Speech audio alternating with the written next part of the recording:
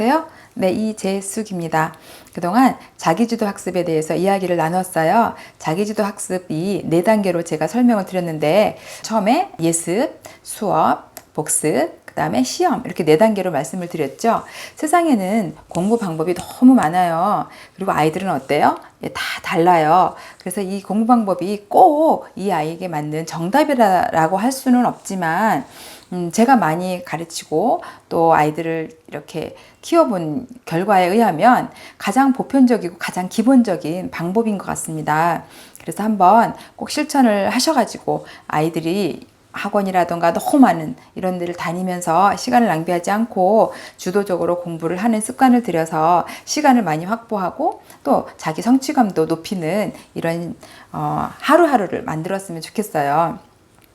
자기주도 학습이 그냥 단순히 좋은 성적을 위한 이런 수단이라고 저는 생각을 하지 않아요. 자기주도 학습은 그 자체가 목적이다 이렇게 말씀을 드리고 싶은데요. 오늘은 그 목적에 대해서 한번 이야기를 잠깐 나눠보고 싶어요. 예습을 제가 이제 한 학기분을 말씀을 드렸죠. 한 학기를 하루만 이렇게 집중을 해서 하면 한 학기가 좀 더 편안할 수 있고 정말 수업 태도가 바뀔 수 있다 이렇게 말씀을 드렸는데 사실은 일상에서 우리는 어때요? 늘 예습을 하고 살죠.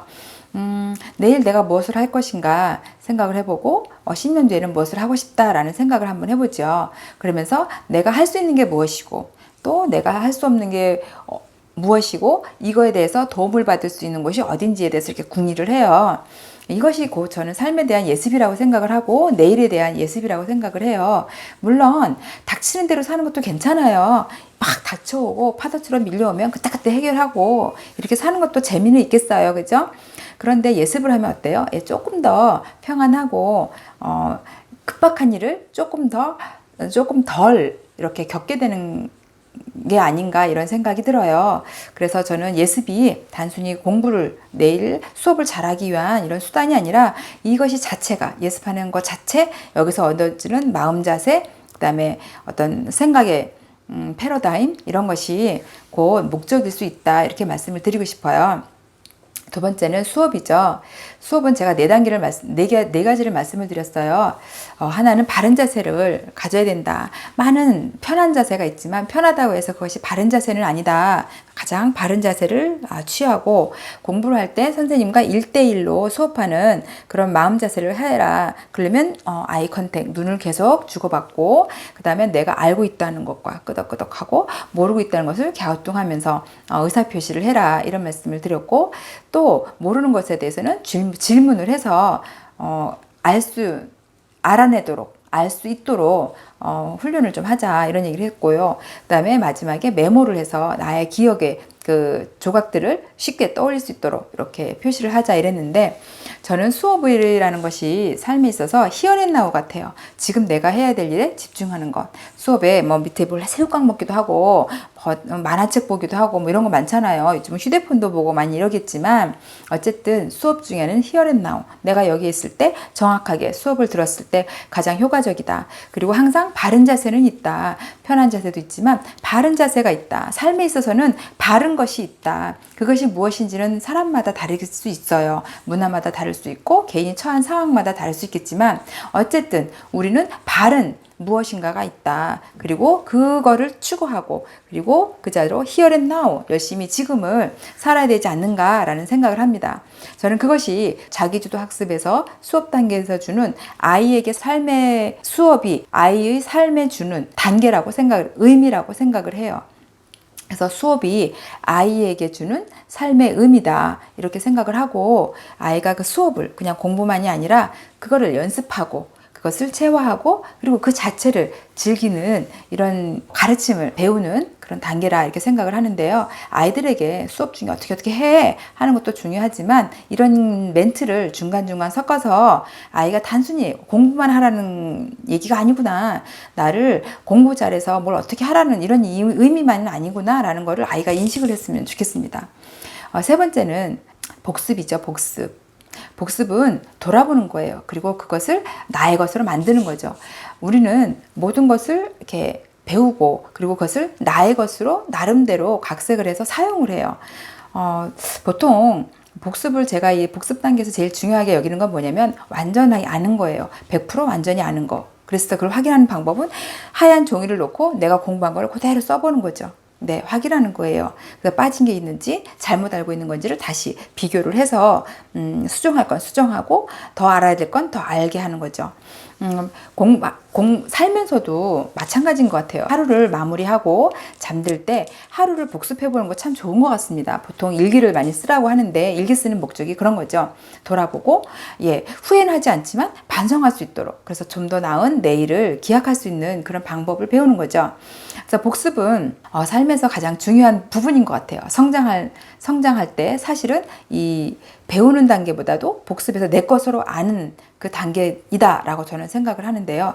보통 엄마들이 그런 얘기를 하죠. 제가 애를 이렇게 야단치고 하면 안 되는 줄 알면서도 자꾸 하게 돼요. 이렇게 얘기를 하는 경우가 있어요. 그럼 저는 단호하게 얘기합니다. 불쾌하게 생각하지 마세요. 엄마는 지금 모르시는 겁니다. 내가 이렇게 했을 때 아이가 이렇다는 거를 명확하게 안다면 멈춰요. 하지만 그거를 명확하게 장담하지 않는 겁니다. 혹시라도 우리 아이 같은 경우에는 다른 요행이 있지 않을까, 혹시라도 나는 예외이지 않을까라는 그런 기대감 때문에 그걸 행하지 않는 겁니다.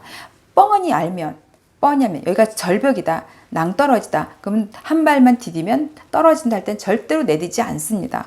그런데 혹시라도 내가 요 밑에 뭐가 망이 쳐져 있거나 아니면 이게 낭떠러지가 아닐지도 몰라 라는 이런 생각이 들면 어때요? 네, 한 발 내디디는 거예요. 그래서 저는 안다는 것은 곧 행동과 연결된다고 생각을 해요. 행동과 연결되지 않는 것은 아는 게 아니다, 이렇게 생각을 하는데요. 복습 단계에서 아이들에게도 단순히 공부한 지식을 이렇게 암기하고 확인하는 걸로 끝나는 것이 아니고, 이거를 네가 어떻게 활용할 것이고 네가 이걸 어떻게 삶에 적용이 되어서 쓸 수 있는지에 대해서 한번 이야기를 나눠봤으면 좋겠습니다. 그 다음에 시험이죠. 시험은 제가 가장 얇은 문제집, 최신의 문제집을 사서 참고서의 문제집에 문제를 풀지 말고 다른 종이의 문제를 풀어서 표시만 해두라고 얘기를 했었어요. 그죠? 그래서 시험 전에는 본 문제집에 이렇게 채점을 해서 내가 정확히 알고 있는지를 평가하는 그런 시간으로 갖자, 이렇게 말씀을 드렸는데, 시험이라는 것이 저는 시험을 통해서 성적을 내가지고 그 성적으로 이 아이를 규정하는 그런 것이 아니라고 생각을 해요. 그리고 아이들도 내가 시험을 통해서 이게 내가 공부를 잘해 못해 50점짜리야 90점짜리 이렇게 자기를 규정하는 것이 아니고, 내가 모르는구나, 모르면 다시 알아야겠구나 라는 기회로 삼는 그런 장이라고 이야기를 꼭 해줬으면 좋겠습니다. 그래서 즉 실패를 통해서 성공을 할 수 있는 그런 시간이다. 실패를 통해서 성공으로 갈 수 있는 그 방법을 알아내는 시간이다, 이렇게 알았으면 좋겠어요. 그래서 시험은 평가이고 끝이 아니라 이것이 과정이고, 그리고 이걸 통해서 나는 더 나아질 수 있다는 그런 거를 알게 되는 단계다라고 이야기를 아이들에게 늘 해주면서, 시험을 통해서 상처받는 것보단 이걸 통해서 나는 이렇게 해야겠구나, 이렇게 깨닫는 그런 즐거운 시간이 되었으면 좋겠습니다.